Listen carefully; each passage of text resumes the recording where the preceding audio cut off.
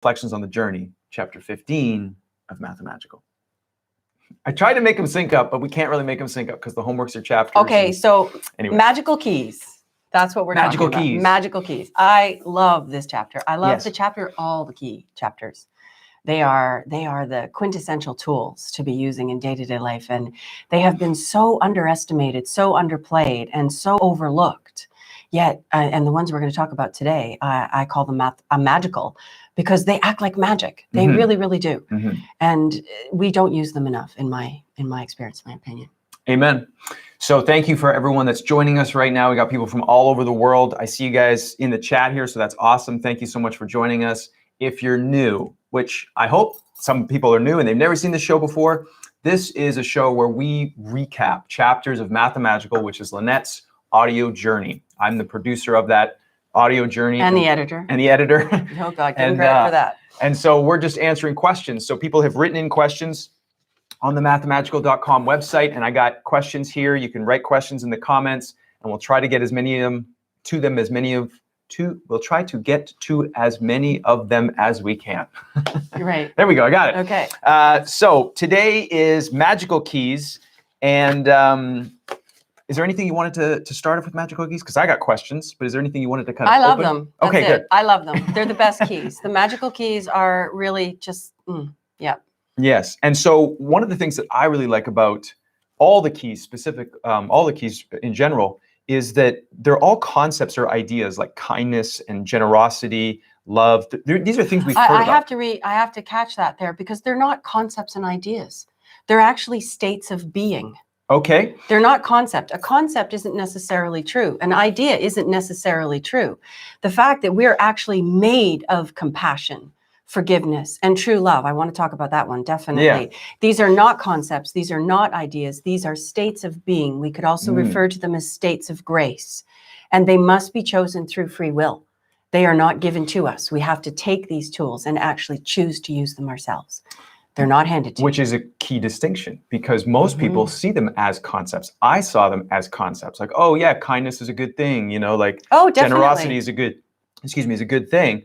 And when we understand that, like you said, it's a state of being, that there's a refinement and a distinction that when you can really sink into it, you get that missing piece and you're like, it works like magic in your life. And these are so underestimated and misunderstood.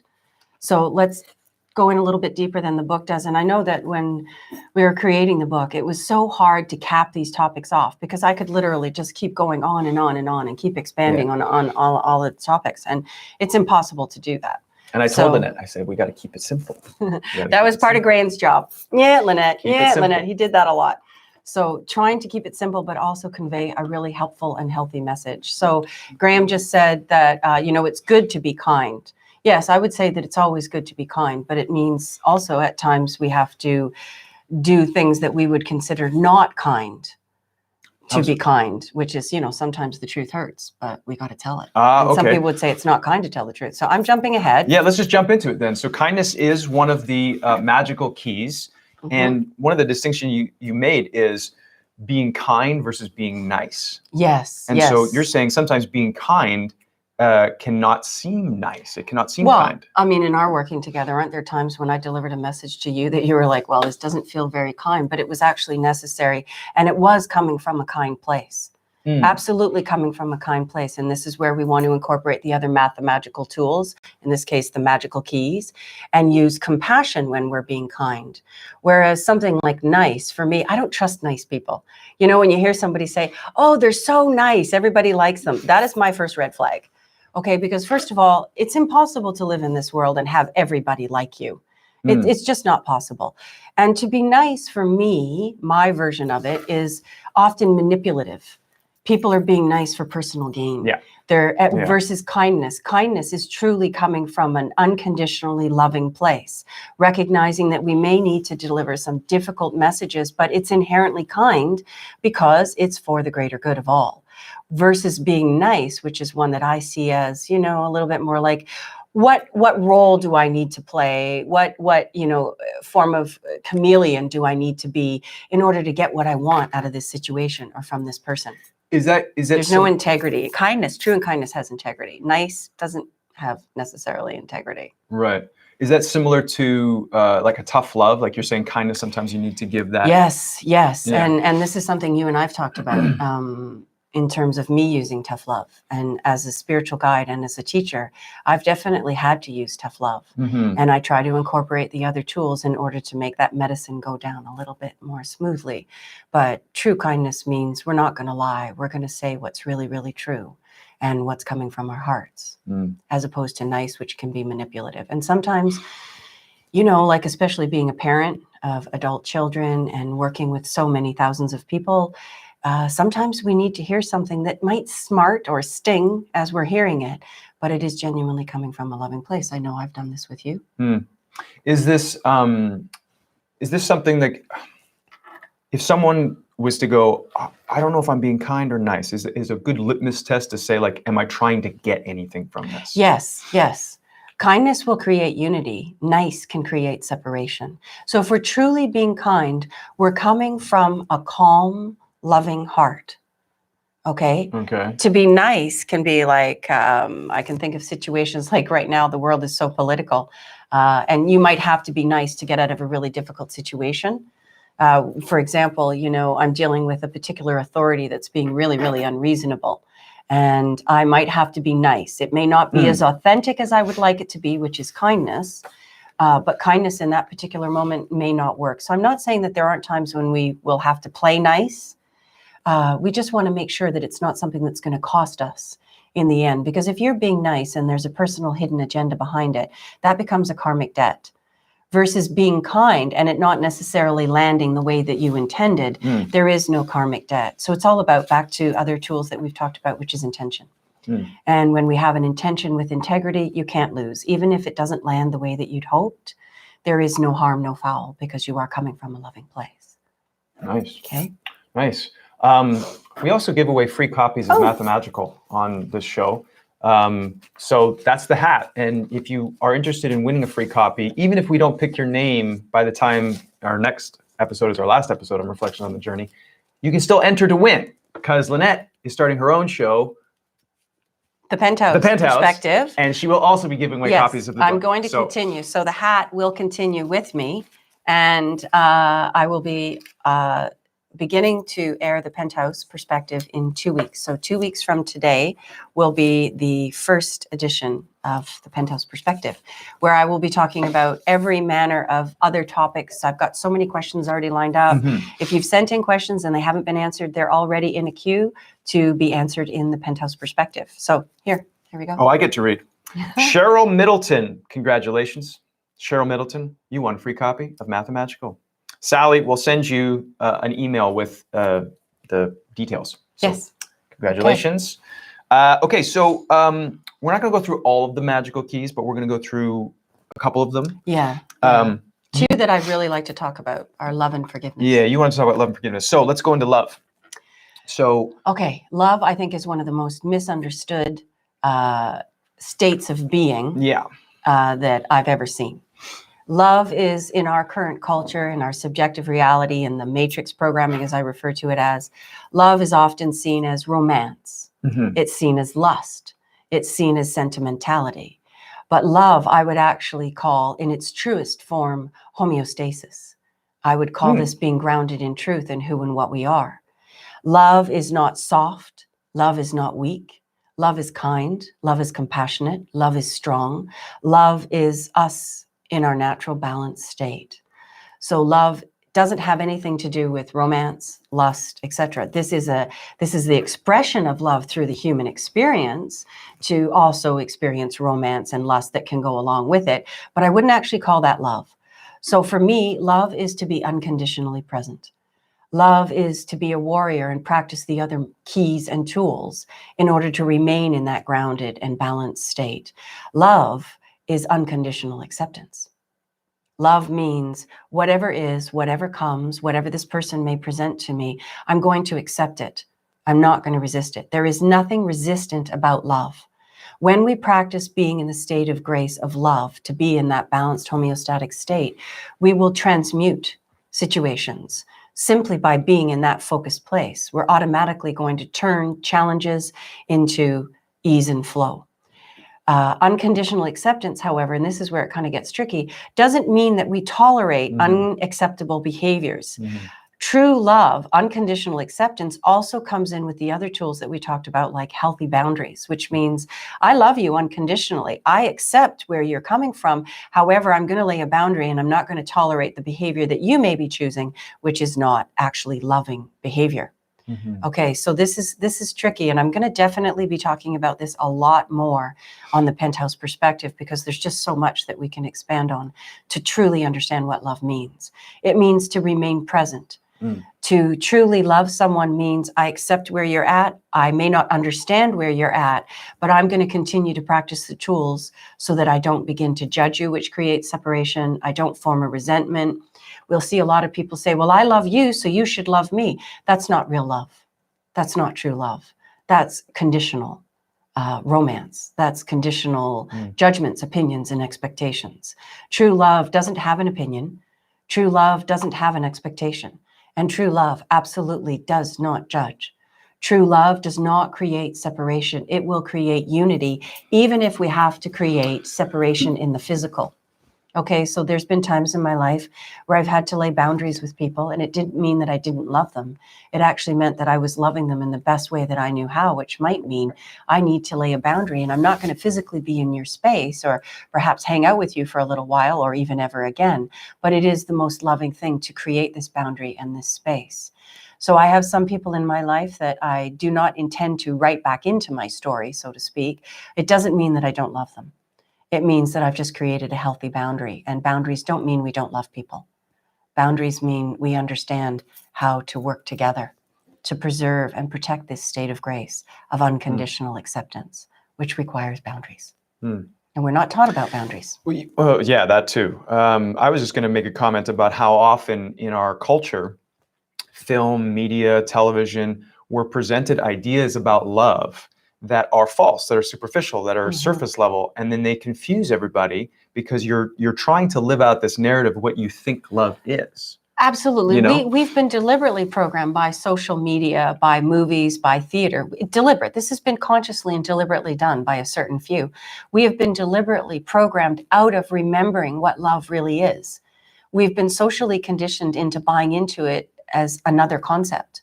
Okay. So if you have a relationship and you say, for example, something like, well, I love you, so you have to love me. Well, that isn't love. That's possession.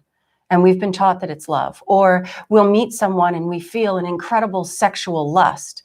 I'll guarantee you that's not love. That's lust. And yeah, I had a relationship like that once where I confused lust with love. And you'll quickly find out that as soon as the challenges come, that relationship will not be able to stand the test of time. It will collapse because that isn't true love. True love endures. True love consciously, continuously expands. True love doesn't lay conditions. True love doesn't give ultimatums. But true love can lay boundaries. And if we don't understand what true love is, we may think that someone laying a boundary is actually someone giving us an ultimatum. Can you Sorry? Go ahead. Leslie was just asking you the difference between being in love and true love. So how do we? Okay, so when I hear someone say that I'm in love with someone, typically what that means is that they have fallen into the idea of romance and lust and ownership in a relationship. I would actually say that I'm in love with my children. I'm in love with Graham. Not in the romantic sense, but what that means is that, for example, I'll use Graham, we have entered that state of grace together, and it has absolutely nothing to do with romance or sex or lust. It's about both parties being in the state of grace, of love together. So when I say I'm in love with someone, for me, it doesn't mean that I'm in that romantic state, although when it's experienced by the ego, that is how we see it. I'm in love with the person.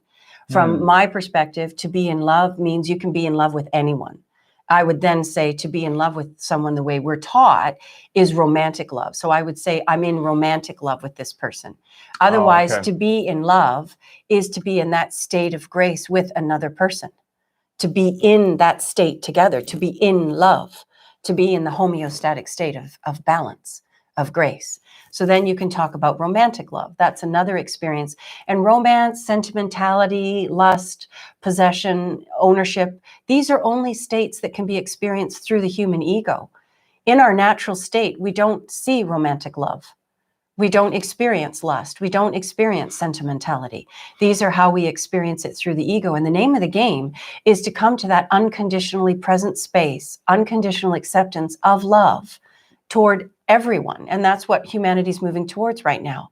We will separate it though. So for me, a romantic relationship, the only difference between a romantic relationship and say being in love with Graham or being in love with my children or being in love, that state of grace with my friends, is that you'll have sex with that partner. You will have an intimate physical relationship with that partner. Otherwise, the state of love for me is the same for everyone. I show up the same way. My romantic partner doesn't get special love. They don't get extra different love. It's the same kind. I just have an intimate relationship with my romantic partner that I don't have with my children, my friends. And you just call that romantic love? Yes, romantic love. Yeah, okay. Yes. But you also say that romance is the domain of the ego? It is. It is. Romance is the domain of the ego. We don't experience romance in our natural state. And for most of us, romance is actually falling under the category of being nice. So you notice you go into a relationship and the person might be really romantic initially, but for me, that's really part of a sales job. Okay, it really is a lot pitch? Of it is. It's a sales pitch. You know, if I do the right things, if I buy her flowers, if I do these things, then maybe she'll fall into love with me. But that doesn't tend to last. I've been in romantic relationships where I've said to them, look, don't keep showing up with flowers unless this is something that you plan to do for the rest of the time that we are together. Otherwise, it's a sales job. That's typically what romance is. Okay. Now, for me, romance can blossom and grow into something so much more deep, much deeper, where we're actually truly expressing unconditional presence. Okay. So that is to be present for that person, to do kind and compassionate and loving things, which some people might call romance, but I call it unconditional love. I call it showing up and continuing to practice kindness and compassion. Those kinds of qualities. Is this making sense? Yeah, it's making sense, but I think it's can be confusing because a lot of people, when they think about being in love, they think about it like a monogamous relationship, like it's like I'm in love with this person. So the idea of being in love with people, with right, and there's also a belief that you can be in love. Okay, let's talk about romantic love. I have never been able to experience or see anybody that could be in romantic love or the true state of love, let's call romantic love the true state of grace, with more than one person at a time. And this is why monogamy is important if we really want to have relationships that can grow and expand. And we need to come to understand the energy centers of the body to recognize what true love is designed to do. True love is where we connect on all the energy centers with another being. And when we connect in true love, unconditional acceptance, no resistance, no judgment, opinion, expectation, no possession, no lust, okay, this becomes a sacred connection. And you can't connect with multiple partners simultaneously for this expression of what we call romantic love. Okay, you can have multiple sexual partners, and I think a lot of people right now are confused about lust and love. Don't confuse them. They're two very different things. Love will endure, lust will burn out. Romance will not necessarily endure, but being truly in love, the state of grace of love will endure. It doesn't stop. And this is where, and we've talked about this many times, Graham, where to be unconditionally present for someone, to remain in that state of love, to be in love with someone in the grace of homeostasis is a choice. It's an action. Love is a verb. Love requires action. It requires effort. And to really remain in that state of grace with another person, be it expressed as egoic romantic love or mother-child love, father-child love, friend love, any other form of love, requires an effort. It requires showing up. It requires working through things. And this isn't easy. Romance will say, oh, well, the fun's over. It's starting to get difficult. I don't want to do this anymore. Lust will say, well, I'm going to move on to the next one. This doesn't light me up anymore. I've used this up. Whereas, for example, sexuality, when it's experienced through true love, the true grace of love, sexuality becomes deeper. It becomes sacred. It expands us. And we begin to have experiences physically that are absolutely transcendent. Remember, the keys to the kingdom are vibratory. So if you're approaching somebody through the perspective of lust, this will not expand. This will not unite. This will burn out. And you cannot transcend to that sacred state of sexuality. So I don't want to rule out, sexuality. It's very important, but I want to encourage sacred sexuality, not lust. Yeah. And most humans right now are in the lustful state. And this is why romance burns out. And this is why so many relationships end, because people don't understand the true commitment of love and what it really means. And because we're surrounded by that narrative of lust, and that's love. And I think that's what a lot of people, I'm just reading some of the comments, there's a little bit of confusion around, like, how can you Let's speak to be in love? So is there not a difference between being in love and loving someone? No, not truly. No. That was from Maria. So I would say, Maria, that to be in love, to be truly in love, is to be in that state of grace, of unconditional acceptance. And to be loving someone would be the action of being in love. Okay, so I'm in love, so I'm going to be loving this person. It's an action. It takes work. Okay, taking our relationship, our working relationship. Graham and I have done some extraordinary things together, creating this project and doing other things. And Graham working with me as a client initially, we had to grow together. I grow with all of my clients. So I'm in love with them. And my action to continue staying in that grace would be loving them. I think the distinction... Showing up. Yeah, and I understand that. I think the distinction for myself, and I'm maybe assuming that some people feel this way as well, is that previously, before getting to know your work, I thought of loving someone or being in love with someone meant monogamy, choice. This is the relationship that I'm in. It can mean that, yes. That would be that. Yes, that would fall under being in love with someone that you have an intimate physical relationship with. Right. Yes, that we would traditionally call being in love. And I want to take it a whole other notch higher, much higher, which is to be in love with everyone. Some of them you have sex with, some of them you don't. But if you're in a state of grace with someone and you continue to practice loving them, which is the action of being unconditionally present, which definitely takes work and tools, then the sacred sexuality begins to enter it. And then you're truly in a state of grace and a state of love. And this becomes a transcendent relationship, which will never stop evolving should both parties continue to practice loving each other. Okay, so again, we have to really redefine what we've been taught about what being in love is. It is not to be in romantic love with someone. I remember saying to a woman many years ago, her name was Mary, and Mary and I had a lovely friendship. I really enjoyed being with Mary, and an issue came up. Mary actually became jealous of me. And I said to her, I had done nothing to precipitate this. Of course, it was her projection. And I said to Mary, I said, well, would you like to talk about this and work it out? Because I really appreciate the friendship and I'd like to grow in it. And Mary said to me, no, I won't do that. And I said, well, would you put work into a romantic relationship? And she said, well, yes, but that's different. So we can come to understand that by truly focusing on being unconditionally accepting and present for our friends, we can transcend to the deep love that most of us associate as being only possible in romantic relationships.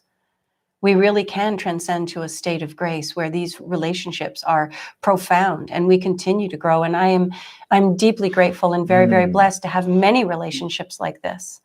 Myself now, the people that are closest to me, these are people that have exhibited for me, shown me, proven that they know how to love, to remain loving, to continue to show up, to be in that state of grace, which requires courage.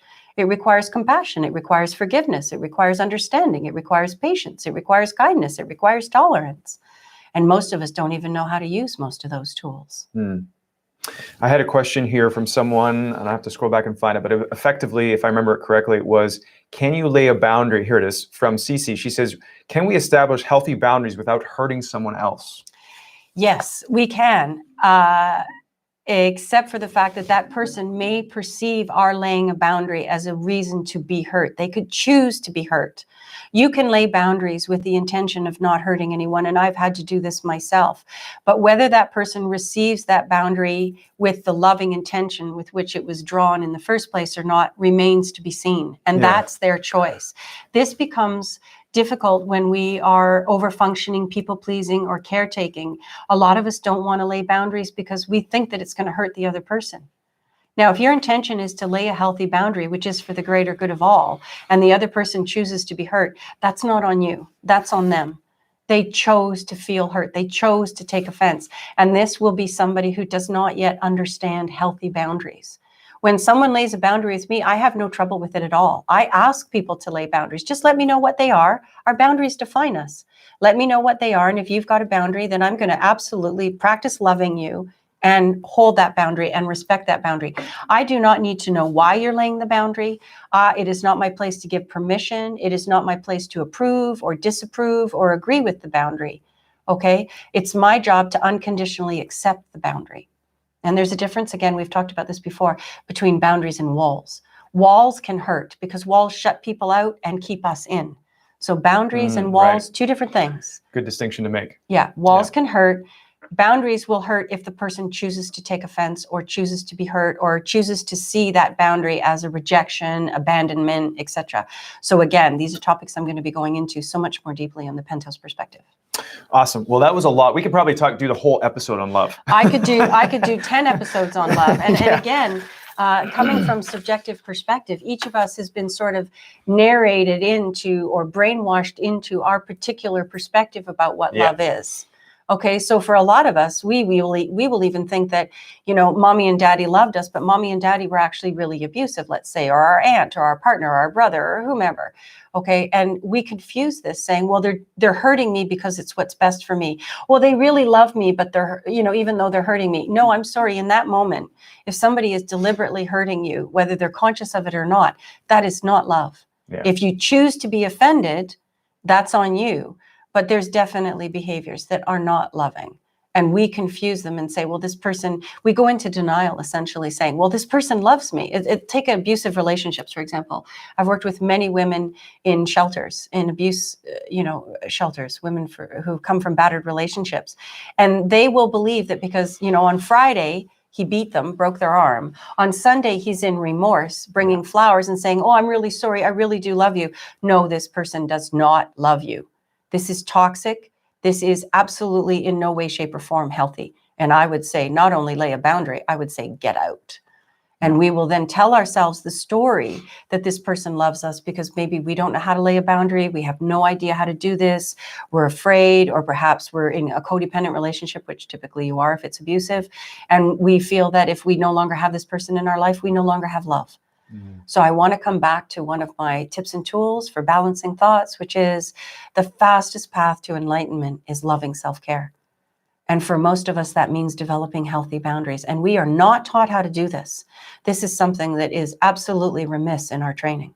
Okay? Who and what we are isn't given any attention or any training in any formal education system in the current matrix. Okay? You'd have to step outside of the matrix because the matrix has an agenda. It's got a narrative. It wants to control us. It wants to manipulate us. So it cannot have us understand the true nature of who and what we really are. We are the truth. The truth is love, unconditional acceptance and presence, which may need to lay boundaries for the greater good of all. It's a great time to give away another book.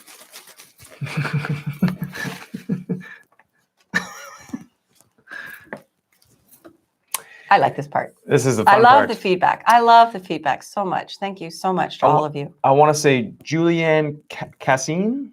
Cassine? Oh, there's an accent here. One of the little, I won't show the email, but. That is Nordic. Is it Nordic? I think that's Nordic. Cool. Okay, well, congratulations. You won a free copy of Mathamagical. Sally will send it. Okay, awesome. Well, that was magical key, love. We're going to talk about the magical key. Big one. And if you want to talk more about this, or if you have questions that you would like me to address on the Penthouse Perspective, please send them either through my website or through Welcome at Mathamagical. And as I've said, Sally has been keeping track of all of these questions, and I will be addressing them all. 2 weeks we're starting. Welcome at mathamagical.com is the email address. Sorry. Technical. Just in case anyone was wondering, like, is that a I'd be lost without your technical, Graham. Okay, so forgiveness. I know you wanted to talk about forgiveness is a big thing. Yes, this is a very, very powerful one. Yeah. I'd like to come from my perspective first, which is that forgiveness is actually arrogant. Forgiveness is arrogant? Yes. No, sorry. To feel that we need to forgive someone actually comes from an arrogant place, which says this person did something wrong or bad in the first place. And this is, again, it's a really deep subject. Okay, yeah, stay with me. Stay with me.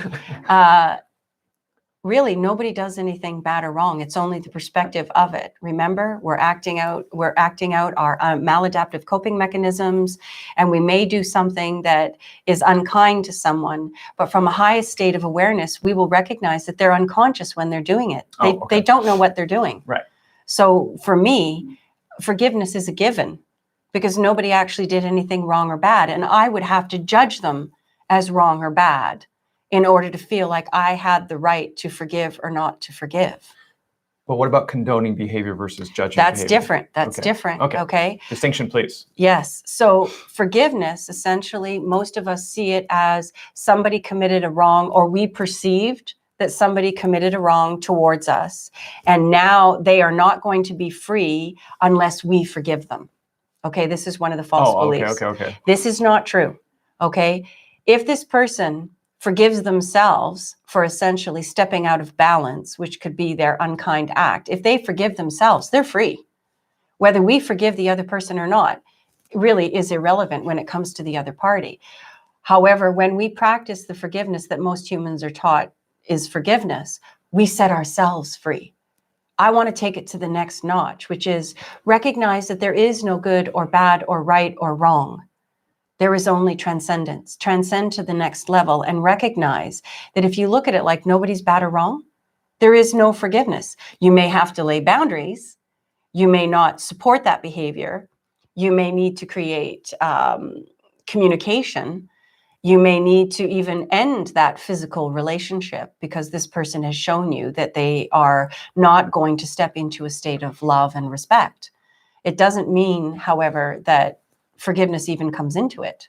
This is making sense? Because it's deep, and I'm trying to stay surface. Yeah. I'm trying to stay simple, surface and not go surface. Yeah. We want to go deep, but it's just we got to keep it simple too. Right, and that's not easy. So if somebody did something that we would say wronged me, let's say somebody wronged me or did something unkind. Let's make it dramatic, like they killed your child.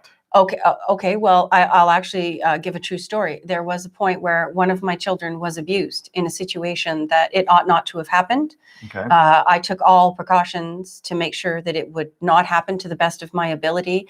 But one of my children was abused. Now, I handled it textbook immediately. However, in that moment, I was very angry with the person that hurt my child. And in order for me to transcend it, I needed to understand, I needed to integrate the fact that this person could only commit this wrong because they didn't know any better. They really, really did not know any better. So transcending it meant I lay a boundary. This person was never, ever in our lives ever again. I protected my child. I educated my child and laid a boundary.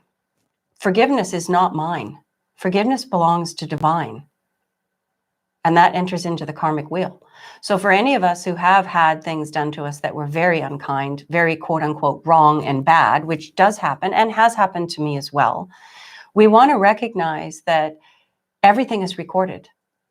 We live a vibratory experience, and energy never lies and never ceases to be. So if somebody has committed a quote unquote wrong or bad, don't worry. Life itself is going to make sure that they learn that lesson through the karmic wheel of imbalance. Okay, there's no such thing as good karma and bad karma. Karma is the lack of awareness that we continue to act out again and again, causing situations that we think are punishing us. They're not punishing us. They're showing us where we lack awareness and understanding. So this person now, essentially, that committed the wrong is going to add that to their karmic debt. And they're going to have to act that out until they come to see the other side, which is that they committed a quote unquote bad or wrong.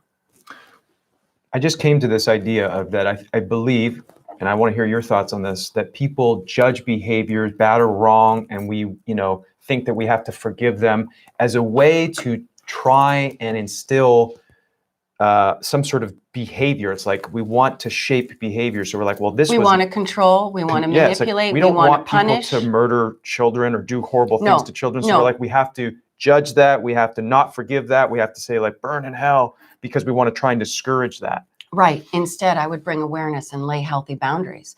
Now, forgiveness, let's talk about the human forgiveness. Human forgiveness, when we choose to forgive someone for a wrong or bad, there is a level where that is essentially what we need to learn and grow through. It doesn't mean that we condone what the person did. It does not mean that we like what they did. It does not mean that we approve of what they did, that we support what they did, or that we think they're going to quote unquote get away with it. And that's where a lot of us really cannot let go and forgive, because we think that this means they're going to get away with it. And I say again, no, they're not. Yeah. No, they're not. In fact, this is one of the chief reasons why I like to keep it between the rails and stay loving, because I know anything that I project onto another person, anything that I do to them is coming back to me through the karmic wheel. So please understand. Okay, I've had some atrocious things done to me. And as a small, innocent child, I had horrible things done to me. And I've been able to forgive this person because I know, like, that's not on me, that's on them. And they are now going to have to clean up their own mess. And it's not my job to forgive or not to forgive. It's my job to let it go so I can be free and transcend and not carry this heavy baggage around. That punishes me. It's sort of like a second punishment. First of all, they commit the act of unkindness or brutality, or gosh knows, I mean, we can go so deep here. Yeah. First of all, they commit that. And then by not letting it go and transcending it and leaving it to the grace of the divine to teach them the lesson, we think that that's our responsibility, and it's not. And in believing that it's our responsibility, what we end up doing is carrying it around longer and essentially punishing ourselves with their weapon. Okay. And it can be attached to beliefs too that we have. For example, if we're abused, which was the case for me, physically abused, emotionally abused, we can carry on that belief system thinking that we deserved it. There's a further punishment. Learning how to let go, learning how to forgive and move through that process allows us to be free forever. Okay, so the person that abused me the most in my life is actually someone that I've come to a place where in physical, I don't want to have anything to do with this person. And I would cross the street if I saw them, honestly. I don't even want to say hello. Doesn't mean I haven't forgiven them. It means I've laid a boundary. In the level of spirit, I've actually thanked this person for being so cruel and so unkind, because it gave me a fantastic opportunity to transcend and transmute that situation, which made me stronger. And this person energetically now, or any person like that coming at me with that kind of behavior, is no longer an energetic, a vibratory match for me. And I don't draw those experiences.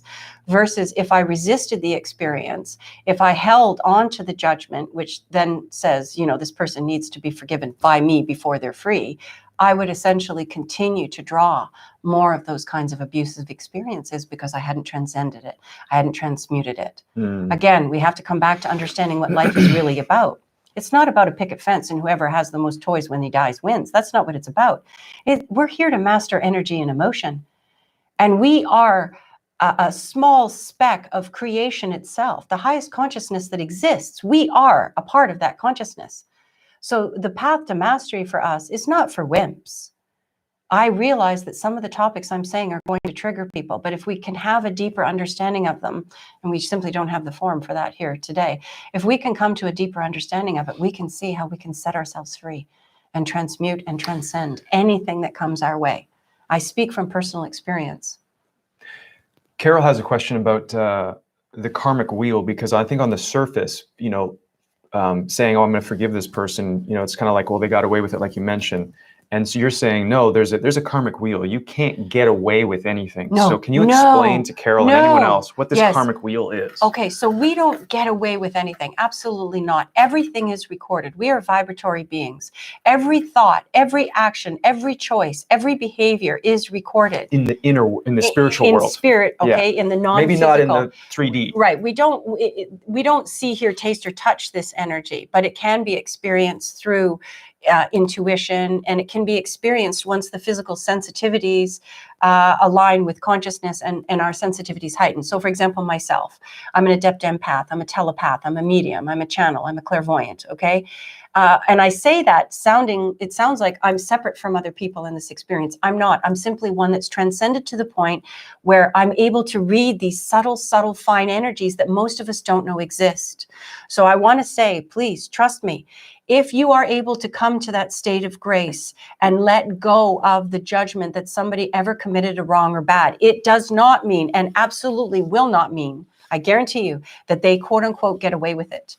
It is recorded energetically, and whether they have to pay for it, make it, karma is an imbalance, okay? It's an imbalance. And this person has created this imbalance, or any one of us, when we choose to be bad or wrong, unkind, we create this imbalance, and we are the captain of our own ship, and we are responsible for rebalancing it, whether it's in this lifetime or another lifetime, whether it's with you or with another person. Okay, no matter what, I guarantee you, and I've lived long enough and I've seen enough to see this come around. And I've seen it come around so beautifully and so effectively that my role for myself is work at letting this go, transcending any form of judgment as quickly as possible, and move away from this person, because they're essentially creating a minefield for themselves through that karmic cycle. So the karma is a cycle that will continue like a wheel, showing us where we lack awareness about who and what we are. We will continue to experience challenges. The opposite of karma is not good karma. The opposite of karma is freedom. This is really important. That was so much right there. Can we roll back? Yeah. I wish I had a rewind button. The karma. Damn, I lost it. That was a mouthful. Sorry. That was good though. I hope you get. Well, hopefully we can. I'm going to rewatch this. Let's look at the questions. So karma is a lack of awareness, and we all have karma while we're in the physical body until we awaken and transcend, in which case we no longer need to come into the physical body. Okay? So karma. So the karmic wheel is a lack of awareness? Yes, the karmic wheel is a cycle that we will repeat because we don't know how to set ourselves free. We don't know how to transmute and transcend. We essentially don't know how to use the keys to the kingdom. Which are the magical keys, the foundational keys, the master keys. Right. Some of them, some of the keys. Yeah. Okay, we couldn't get them all in here. So when we come to understand who and what we really are, we essentially release ourselves from that wheel, which will continue until we set ourselves free. So once we've set ourselves free from that wheel, we no longer repeat those maladaptive coping mechanisms or those maladaptive behaviors, and we now become free. We become free from the traps of judgments, opinions, expectations, resentments, denial, fear, etc., etc. Okay? Carol says she was the one who asked the question about the wheel. She says, "Oh my gosh, that feels so much better. I always felt like I was letting someone get away with it." So. No, but you see, and this is where, and thank you, Carol, for bringing this up. It's really good because in thinking that we need to forgive this person before they're going to be free, okay, we're actually being really arrogant. And there's a line in the Bible, and it's going to be in other texts, teachings of truth as well, that says, "Vengeance is mine, saith the Lord." Okay, now I'm not going to talk about vengeance. That's a whole another thing. But let's just say, "Forgiveness is mine, saith the divine." Okay, it is up to the divine to teach that person a lesson. Not for us. Our job is to lay healthy boundaries and practice loving self-care, oxygen mask on self first. Our job is to discern whether or not this person knows how to be respectful and loving. And if they don't, lay a boundary and get the duck out of Dodge. Okay? And sometimes it's really, really challenging to do because the wrongs that are committed, and again, I'm speaking from personal experience. Please do not misunderstand me. I understand what I'm asking. What I'm saying is very, very challenging. And I myself have gone through this on many levels in many, many ways. So I get it. This is not easy. But again, I want to remind you of who and what you are. You are a master in the making. This isn't supposed to be easy. It wouldn't be so worth it. It wouldn't be so valuable. The payback, the prizes, the gifts, the treasures wouldn't be what they are if they were handed to us so easily. Nothing worthwhile is easy. Simple, but not easy. Let's talk about divine intelligence. Common sense. Common sense, yeah, versus, try not to sneeze. That's what I do. When I was on set a lot, I would always have to sneeze, and I would do this. And I'm sure some of you who know me from Heartland have seen the blooper reels of me sneezing all over the place. There's blooper reels? Yeah, just of me sneezing too. Oh, I didn't know there's blooper reels. I'm going to look for the blooper reels. But let's get back on topic here. So divine intelligence. And you said that's very different. Common sense is very different than the logical monkey mind that just regurgitates. Yes. The monkey mind is like a computer, okay? It belongs to the 3D experience. Everybody gets one. And the monkey mind is a program, okay? The monkey mind is not capable of original thought. It will regurgitate what it's been programmed to think. And that's the case for most of us right now. In order to transcend the monkey mind and set ourselves free and start to come up with some solutions to move through this experience or to move through the karmic wheel or whatever challenge we're facing, we now need to incorporate divine intelligence. And that's why I encourage, so deeply encourage meditation, prayer, these kinds of introspective practices, because that's how we gain access to this common sense, which is not common, it's divine genius. And I'm sure you've heard that said before. So in order to transcend a challenge, we cannot use the monkey mind, which regurgitates. We now need to make the mathamagical connection, which is the logical mind and the heart. And through that connection being complete, we're able to gain tools that will allow us to transcend these challenging experiences.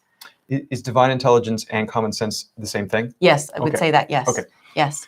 Divine intelligence gives us keys. Also, if you look at a situation and we practice discernment, we're able to see through common sense that there's a solution here, okay? We have not been taught, however, the first step of using common sense, which is discernment. A lot of us, especially North Americans, we've been raised in a Christian culture, for example. It's not exclusive to Christians, but it is definitely prevalent. We have been taught that we are not to judge. Don't judge someone. I agree, don't judge. It's not wise, and you're going to incur more karmic debt for yourself by judging someone. It creates separation. However, we're not taught to practice discernment in lieu of judgment. So discernment says, take a step back through non-attachment. Don't be embroiled in it. Don't be in a triggered state. Take a step back and use discernment and challenge it with common sense. And you will always find the way out, I promise. But we've got to let go of judgment, which creates separation. And judgment says, you're wrong, you're bad, and you're going to be punished until I forgive you. This is not actually true. You're actually punishing yourself by doing that. Why are so many people disconnected from this divine intelligence? You know how you always say common sense isn't so common. Right. Why is conditioning. that? Social conditioning, specifically through social media. You'll note that for the last several decades, while social media has become a greater and greater part of our experience, we are essentially being educated by the narrative on social media. And I have to be the first person to say it's extremely dysfunctional. 90% of it is extremely dysfunctional. It is not healthy. It is not helpful. And it's leading us deeper into the dark shadow. Okay. Humanity is not rising as a collective. We are now being asked to awaken and set ourselves free from these false belief systems that our logical mind, the monkey mind, has been programmed into believing into. Say, for example, soap operas. If somebody watches soap operas and thinks that this is a healthy example of love, well, you are missing the mark. Like you wouldn't believe. And in fact, I don't own a tell-lie vision. I call it tell-lie vision programming. Tells lies to your vision and programs you. I don't own a tell-lie vision, and my children had a television to play their video games on, which I would also encourage limiting. But otherwise, there was no cable television. Okay? When we're left to our own vices, common sense will come in.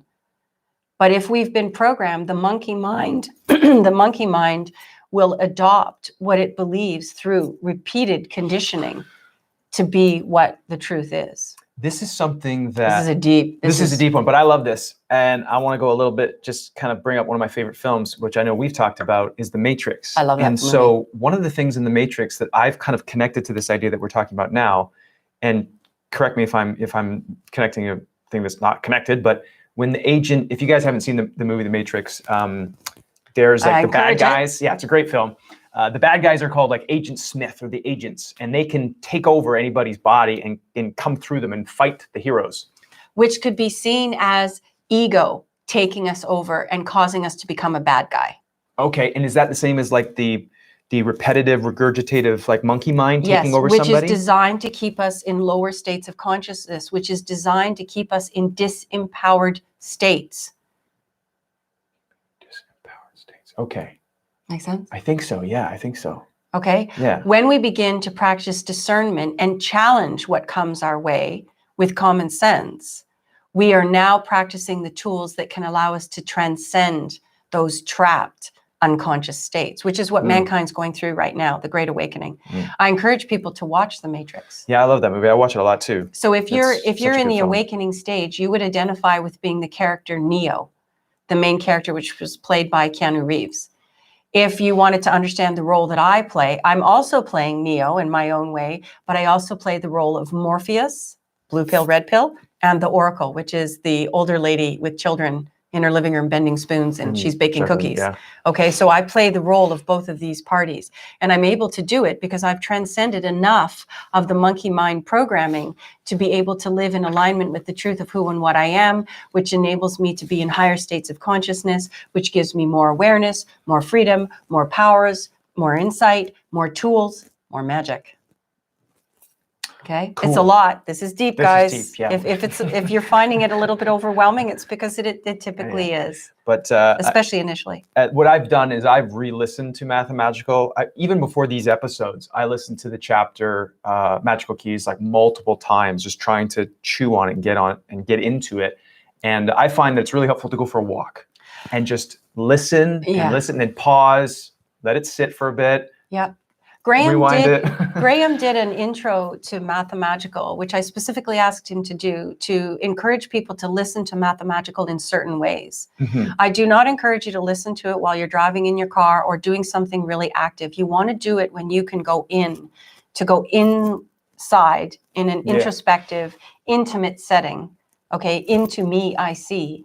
And from that space, you will be able to have a deeper understanding of the keys. Again, it was channeled. It was not written. This book was not written. It was channeled. It's very subtle. Yes. And so when you're in that focused sort of contemplative or reflective state, you're able to it kind of opens you up in that way. When you're kind of busy and you're doing things, you're driving, your analytical mind is too busy and active. You can't your focus is split. And that too. Your focus is split. So with this kind of work, and definitely with Mathamagical, I encourage you to make it possible for the narrative coming through your ears, hopefully earphones, those are the best, for that to be your sole focus. Yeah. Okay, this is not a multitasking book. And that is another piece of social conditioning. Okay, we've been taught that the more you can multitask, the more you can accomplish in a moment, the better. And I say, with certain things, maybe, like maybe the washing machine is going while you're making dinner, but not when it comes to spiritual practice. That is when I encourage you to make it your sole focus. Mm-hmm. Okay, we're seeing a lot of I know, we got questions. Lots of comments, but we got 2 questions here that I want to get to from the people that wrote in on mathamagical.com. So Annette asks, how do you make the heart talk to your brain? Thanks in advance. That's great. That is the mathemagical connection that I'm talking about. And we want the heart to be the master. This is guided by spirit. This is higher consciousness. The heart is the solution. Okay. In living in heart, we're able to transcend. This is where common sense comes in. Okay. The head is the logical mind. And you've asked a very simple question, but it doesn't have a simple answer. Well, no, the answer is simple. It's not easy. Meditation is one of the first things that I would encourage doing. Simplifying your life, beginning to slow down the monkey mind. We have been socially conditioned to allow the monkey mind to rule the show, to rule our lives, which is essentially saying the servant is not, the servant, which is the logical mind, is not designed to be the master. So imagine you've got a castle. Okay, and the person running the castle needs to be the king and the queen, which is our higher consciousness, let's say, for example. But instead of the king and the queen running the castle, they've got the stable hand running the castle. And that's not going to end up well. That is not, because the stable hand, the logical mind, is not designed to run the castle. And this is why humanity is running into so many problems, because we rule with the logical mind. I've experienced many times, particularly working with men who've been taught to sever that connection through social conditioning to their hearts, many of them, most of them. I will say to people, how do you feel about this? Because remember, the keys are vibratory. The heart speaks through feeling and vibration. The logical mind thinks. And someone will say to me, I think I feel. I think I feel. Mm-hmm. And this is a sure sign that your logical mind is running the show. The stable hand is running the castle, and you're going to definitely be running into problems. So in order to start to allow for the mathemagical connection to be complete and to run the show, we have to first distinguish between the servant and the master. We have to determine for ourselves in our own subjective story, who's running the show. So for me, I make sure that when I make a decision, a big decision, that I'm coming from the heart, which may not make any sense to the logical mind. Vibration is not necessarily logical or linear, because it's a much bigger, broader perspective that the logical mind may not even be able to conceive of.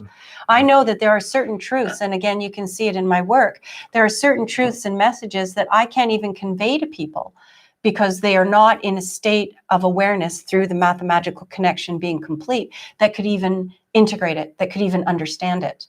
Okay, so in order to start to understand higher spiritual truth, we have to first transcend the logical mind's control over us. And meditation is phenomenal for this. That is where I would begin. Again, great question, but a really, really deep subject.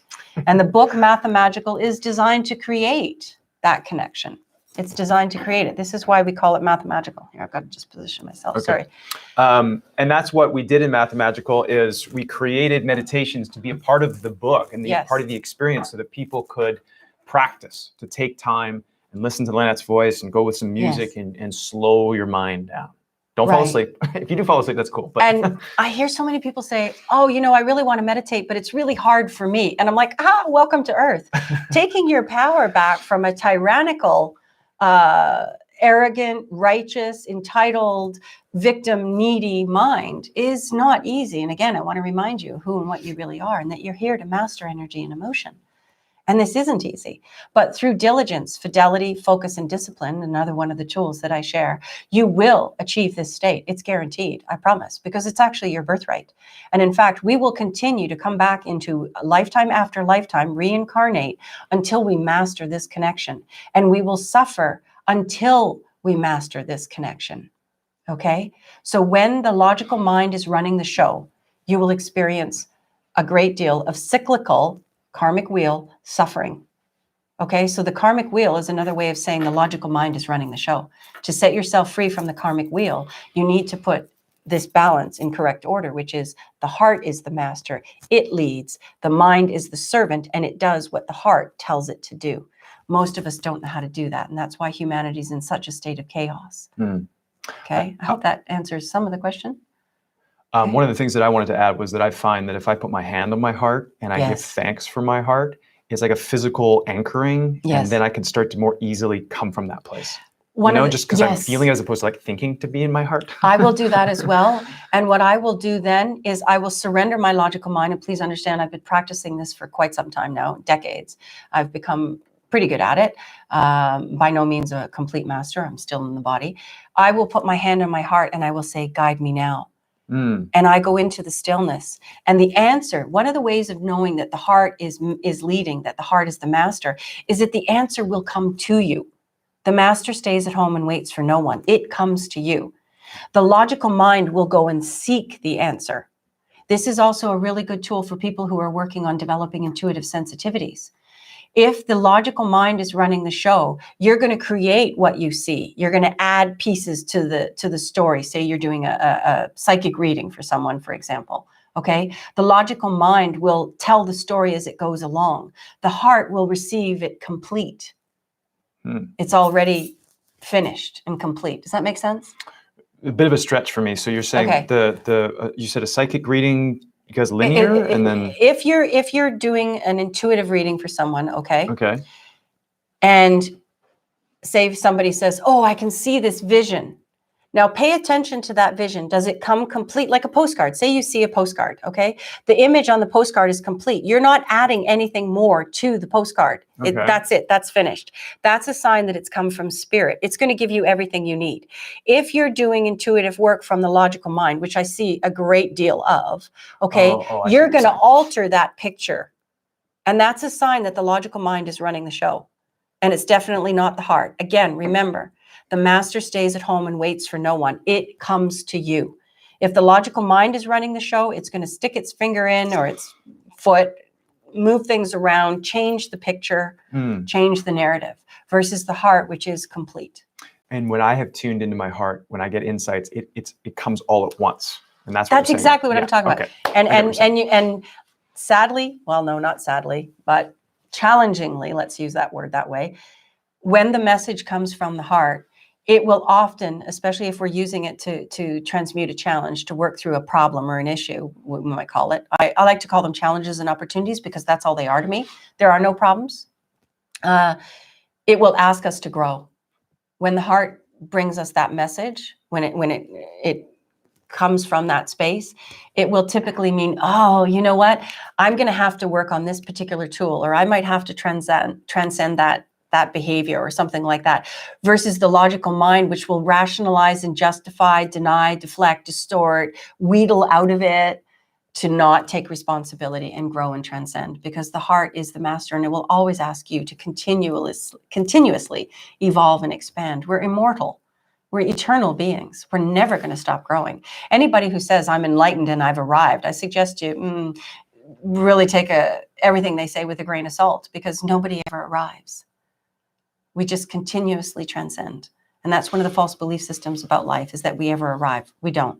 You never arrive. Accept that and life will get a lot easier. The challenges never stop. Roni has a question here. She says, I've been listening to Mathamagical over and over again. She says, I now say again and again, blowjobs, not Joe-jobs, which is a mathamagical key. So we got to explain blowjobs, not Joe-jobs. And her question is, she says, I'm with my adult kids and sister. I know what my triggers are. It is so difficult for me not to react when faced with the triggers. Any suggestions? Well, first of all, that's very human of you, Roni, and welcome to being human. That's exactly what I'm talking about. It is not easy to surrender to these triggers, but through self-awareness, we start to realize that those triggers are actually an opportunity for us to transcend by incorporating the tools, okay? And by being loving, open, and willing, practicing blowjobs, okay, we are able to transcend. But we do have to be able to stay in a state of being loving, open, and willing. And this is not easy for any of us when we've been triggered. Okay, so let go of that expectation altogether. You might want to start to see yourself as a little bit more of a warrior. Okay, Joe-jobs are judgments, opinions, and expectations. And this is what will create the trigger. The antidote to judgments, opinions, and expectations is to be loving, open, and willing. Likely, you'll put your attention upon the problem, creating further resistance, and it goes deeper and darker. If you practice being loving, open, and willing, then you can begin to transcend to the next level. But you will have to show up, and you're going to have to put your big girl panties on, Roni, because it ain't easy. And it often takes time to kind of step away from those triggers, to give yourself time to be like, that's okay, the initial step. Yeah, you've got to choose which way are you going to go. And that is where meditation can come in, and it starts to give us that nanosecond of time, because you've only got a couple of seconds to choose consciously. Otherwise, you're automatically going to go into the trigger and create further separation. So this is where meditation actually increases our ability to remain present in that moment, in the face of a trigger, and go, okay, I'm going to be loving, open, and willing. This hurts. This is uncomfortable. I may not like it. I may not approve of it. I may not want it. Doesn't matter. Sorry, this game happens on the terms of the universe, not on our terms. In that state, when we start to practice the tools, you will find that loving grace will come into that experience. And oftentimes, by simply being loving, open, and willing, taking that nanosecond of time where we would normally react and go into the trigger, taking that nanosecond of time and practicing being loving, open, and willing automatically gives us the keys, automatically, to transcend, if it doesn't just automatically diffuse the situation right away. Because remember, the keys to the kingdom are vibratory. So if you're holding a state of being that is loving and open, willing, okay, and you're being in that state, that's a vibratory state that the other person now has, the other person who could be in the trigger, now has the opportunity to join you in. Okay. But that vibratory state comes from a lot of practice, transcendence, because you can't artificially go like, oh, I'm totally good, like I'm totally fine, I'm open and willing. Like, it can't be an artificial. No, you can't fake it. Energy. Can't fake that. Remember, we are vibratory beings. We're energy beings, and energy never lies. And I want to also remind you that a lot of what I'm sharing may sound familiar, but very clearly is not being practiced by the majority of mankind, because if it was, we would be transcending and moving to greater states of grace and love and harmony together. Okay, a quick story to give you an idea. We're vibratory beings, and quantum physics has now been revealing that to mainstream world. Many of us already knew. If you're connected intuitively, you would already know this. And I said to my science teacher back in 1984, okay, I said to my science teacher when he was discussing Darwinism, which I knew was not true, I said, isn't it true that we're actually vibratory beings, just vibrating at such an accelerated rate that we appear to be solid, but we're not, which is actually true. Quantum physics will now show you this. Okay, that science teacher couldn't even integrate that He didn't know what to do. He couldn't answer me. He stared at me like he'd been hit in the head with a frying pan for a moment. Then he addressed the class and said, does anybody know when Darwin was born? Because he literally didn't get that. So please bear in mind that it has not been very long since humanity has been made aware that we're vibratory beings. Okay? It takes time. It takes time, but surrendering and practicing being loving, open, and willing in the face of triggers, other people's jobs, not easy. Totally doable, inevitable, your birthright, but not easy. So those are only some of the magical keys and only some of the magical, I know there's more keys that we didn't even include, that Lynette didn't include in Mathamagical, but we're going to move on to breakthroughs and kind words that people have sent us as well, that they've been listening to Mathamagical and they've shared with us some very positive and kind words. And I think that's really great. And we love hearing that. Definitely. So we wanted to share that with you guys as well. But Lynette wants to give away another copy of the book. So. Oh, that won't be possible. We don't have an email. Oh, well, I guess we could find that one. Chris, how do you say that? Chris? I would say Christine. Christine? Cristela. Cristela? Cristel D'Angelo. D'Angelo? Cristel D'Angelo. Congratulations. You've won a free copy. Yay. So let's hop over to this. Breakthroughs, kind words. So we got Julia. She says, I have started meditating and I realize I am a work in progress, but I am headed in the right direction. Starting to climb that ladder from the bottom to the top. Thank you, thank you, thank you, she says. Yes. So I use the metaphor of climbing a ladder in terms of consciousness and transmuting our challenges, okay? And a lot of us through, again, social conditioning, tell-lie vision, have been taught that you can flip a switch and achieve enlightenment overnight, that you can take a 6-week weekend course and transcend and achieve these higher states of awareness. And that is all false advertising and false programming, okay? This is, again, an eternal process. You're an eternal being. You're an immortal being. And you cannot take a step from the first rung of a ladder to the highest rung of the ladder. We need to do this in stages. So adjusting our expectations is a very loving thing to do, not only for ourselves, but for other people. The name of the game is not how fast do you get there, because time is actually an illusion. The name of the game is, do you keep getting back up? It's not what happens to you that matters. It's what you do with it. Do you keep getting back up? That's the question. So I really like this perspective. What was her name? Julie, keep going. Chop wood, carry water, 1 foot in front of the other. Chop wood, carry water, 1 foot in front of the other. Contrary to what the mainstream matrix would like us to believe, there are many aspects to spiritual growth that are not sexy and attractive. Okay? We got to let go of that false expectation as well. Okay? It requires fidelity, focus, and discipline. And when the heart is ready, you will do anything and everything that you need to in order to get back home to that homeostatic state of peace, balance, and divine grace and love. Okay? Keep going. Don't stop. Keep going. It's not easy. Connie says, learning to live in truth has helped me draw clear boundaries, less anxious about dealing with situations that immediately don't feel right, skills and tools to address it.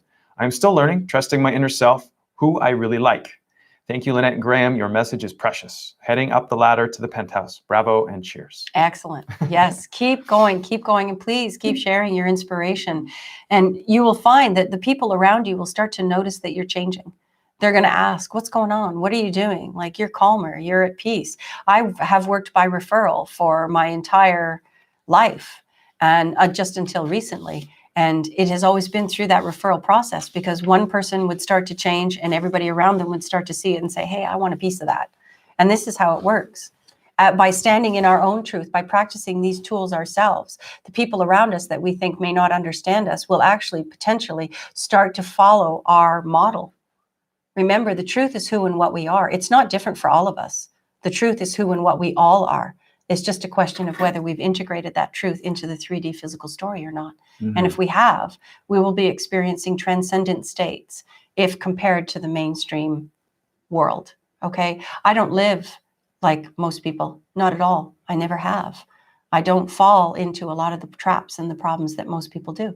And I've watched you, Graham, transcend so much. Get out of those traps. So much. So Use much. the keys. This is not the same person I met many years ago. And that's all on you. 4 years ago, I think I met you, That's all on you. I think it's longer than that. Longer than 4 years? Yeah. But that's all on us, right? That's all on us. This is not handed to us. We must do this. So if you meet somebody who's able to stay in a state of grace, to transmute a trigger, to remain calm and present in the face of a storm, that is a master in the making. And I would move towards that person. Mm-hmm. We got lots of great positive feedback here, so I'll just read a couple more. Shirley says, thanks to all the advice given, I have learned to be more relaxed and calm. It's so not like me, but as pointed out in your podcast, I tried and tried, and I'm still trying. Thanks a million. Roni said, oh, I want to say something there. Yep. You're not trying. Trying remains in the state of trying. We are word made flesh, and I'm very specific about the words. You're doing. You may not have climbed the whole ladder, but you're doing. And it's an imperative thing to give your ego that feedback. Because also, while you tell the story that I'm trying, like attracts like, you're going to continue to try. Give yourself credit for doing. You may not have arrived yet, but give yourself credit for doing. You're actually doing it. It just doesn't happen overnight. It's like Yoda. He says, Yes. do not, what is he saying? Do not try or something? Isn't there like a Yoda thing? Oh, it's so funny. Yoda say something about that? Yoda was my nickname in high school. What did he say? He said something like, oh, he's brilliant. You must not try, you must do, or something like that. Yeah, do the doing, really. Yeah. Do the doing. There is no and try. Keep doing the doing with fidelity, focus, and discipline. So please, and also celebrate bearing fruit, what I call bearing fruit. So as you start to see even small pieces of yourself changing, like you're saying, it's so not like you to be calm, etc. Actually, it is. That's your true nature. That's your true nature. So take that and celebrate it.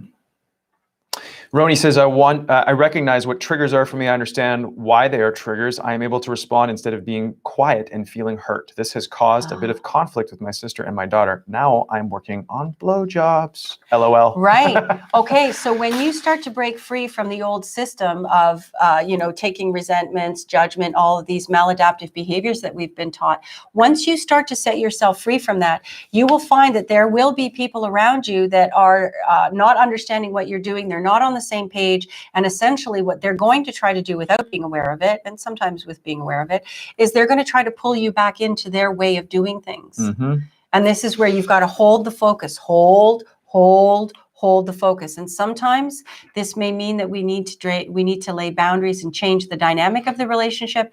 And for example, like in my own life, sometimes this will mean we need to let go of that relationship altogether, or at least for the time being. Okay. And this is not easy. That's a whole other batch of tools there, but do keep going. Hold the focus. Thank you guys for writing in the comments what Yoda actually said. It was do or do not. There is no try. Do or do not. There is no try. Perfect. There we go.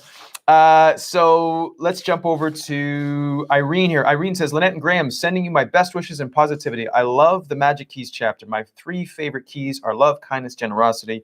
I will have to agree with Lynette that when you are generous and give with your heart, you receive back much more. And I'm not talking about material things. Love your work. And Irene, she's not with us, but she said it's 3:30 in the morning for her.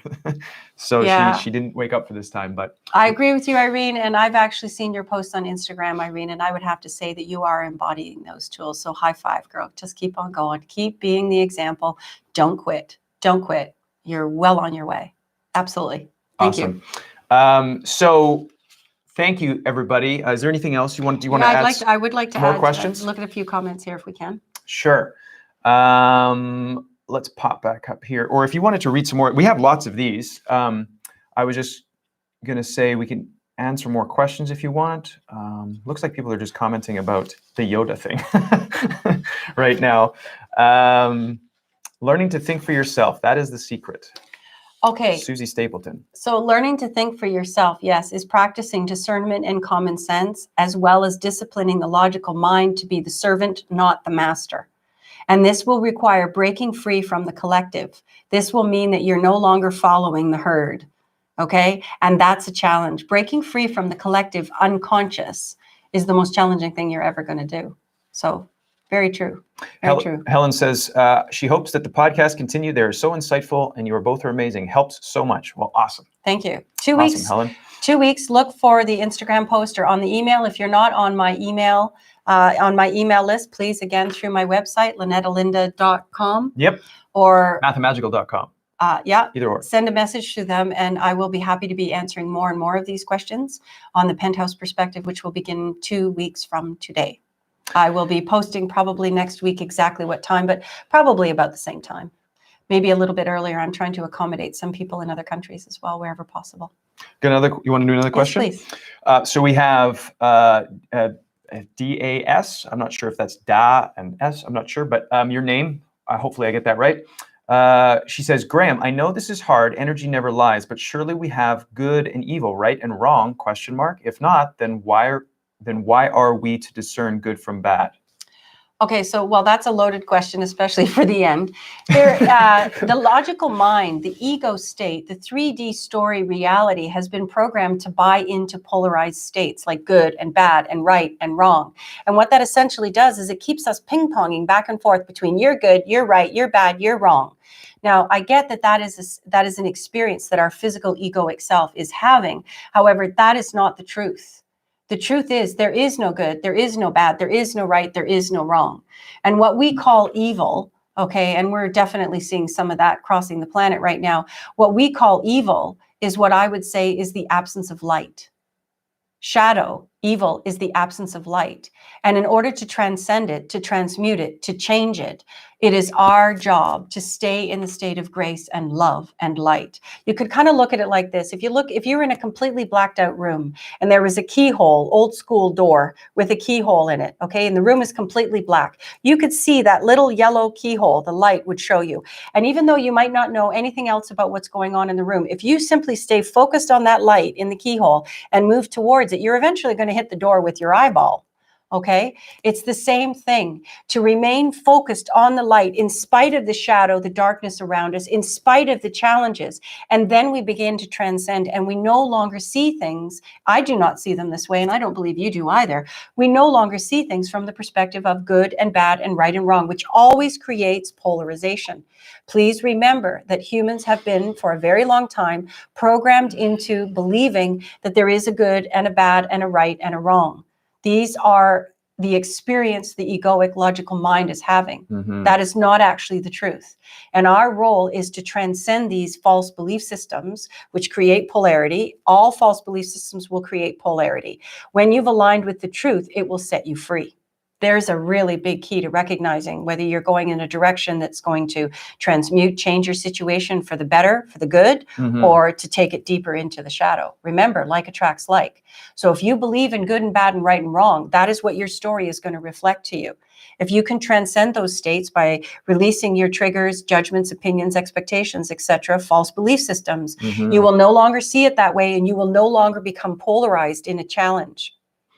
Okay, the solution will automatically become your focus, and you will transcend each and every situation that comes your way.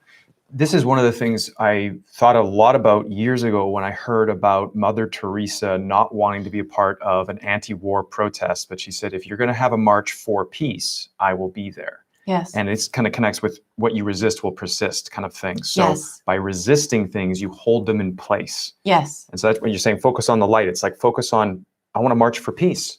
Because if there is to have an anti-war rally, you need war.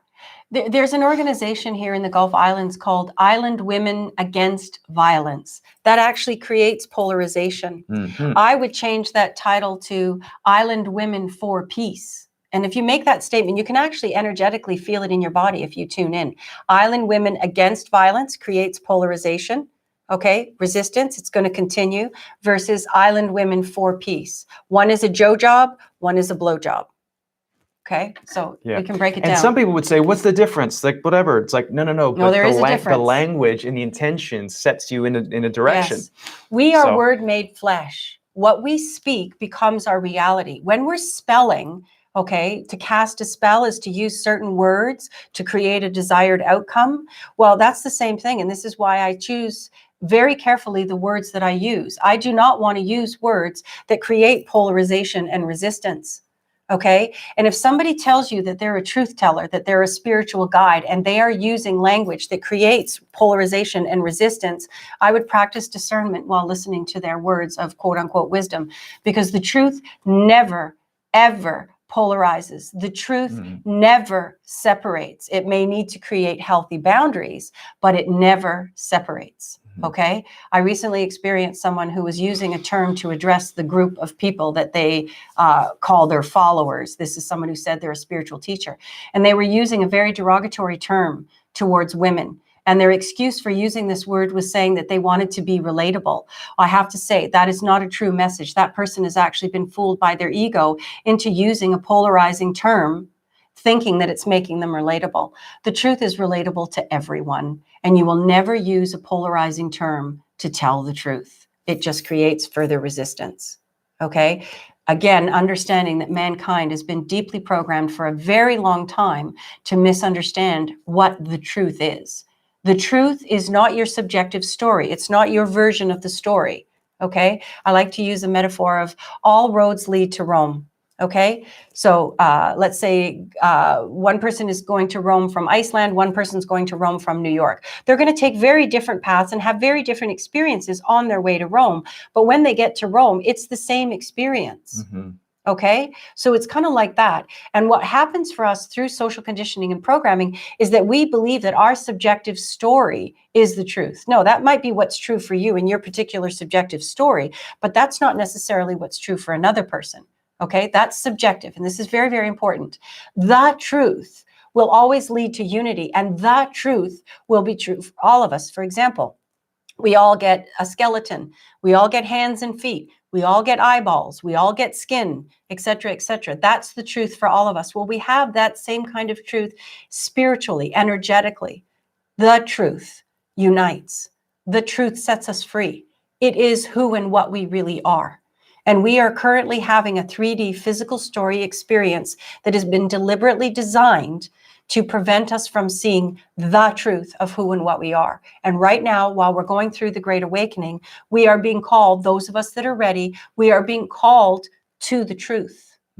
Designed not by God to keep us from that, designed by other people. Divine source. No, and I understand that the word God can be triggering for a lot of people. For me, it's an acronym for good, orderly direction. I prefer to say divine because it encompasses all. And for me, divine is not religion, although it can be experienced to a degree through the religion, but divine itself is never going to polarize, never create separation. It's not going to tell you that if you're Christian, you can't be a Muslim, or if you're Muslim, we don't approve of you because you need to be Jewish, or these all create separation. The truth never creates separation on any level, in any way. Okay? It's very important to recognize that. It will always set you free. The truth will bring relief, even if only a little bit, even if only one rung of the ladder. The truth will set us free. I like to say to people, forgive me, I'll be crass for a moment. If you have a choice between a perspective that is shitty or shittier, go for shitty. It's better than shittier. And sometimes that's how we have to do it. We have to do it a little bit at a time. And sometimes the choices are, neither of them is particularly attractive. Okay, don't be defeatist at that point. Recognize we grow in degrees and stages. We're dimension hoppers. We are now being asked, those of us that are ready and willing, and you have to be ready and willing, to transcend those dimensions, those states of being that polarize us. For example, judgments, opinions, and expectations will always create polarization.